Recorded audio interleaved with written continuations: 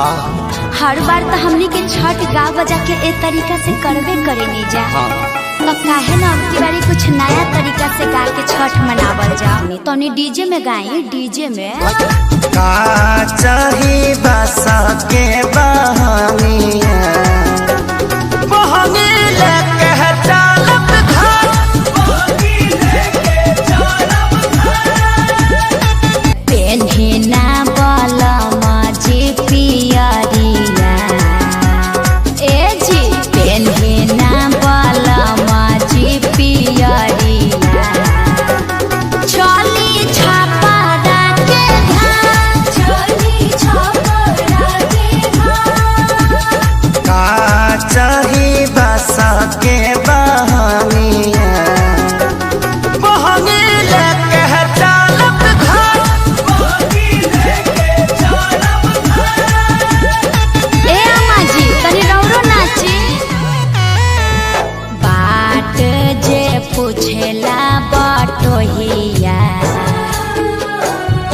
बाट जे पूछेला बटोहिया, ई दल के करा के जा, ई दल के करा के जा।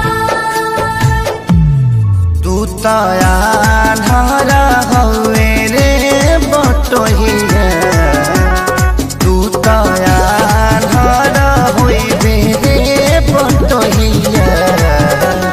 ई दल छठी माई के जय, ई दल छठी माई के जय।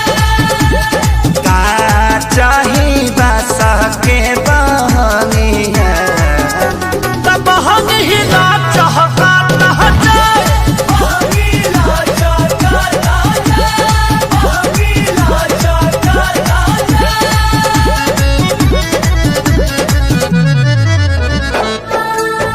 मम्मी हम तली थथी घाट पे पलाका छोले। अरे तू का करे जइबो? पराका फोड़ के हमार सारी जरइबो, मरब एक था।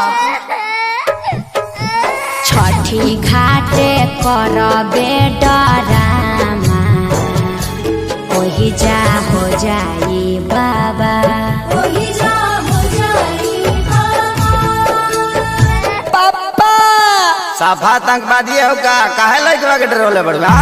अरे ना जी, बबुआ पर चटक न जन चलाई है, दिहल हा छठी माई के लाल, दिहल हा छठी माई के लाल। अच्छा ठीक बा ना मारब, ई तो हमरो पता बाजी।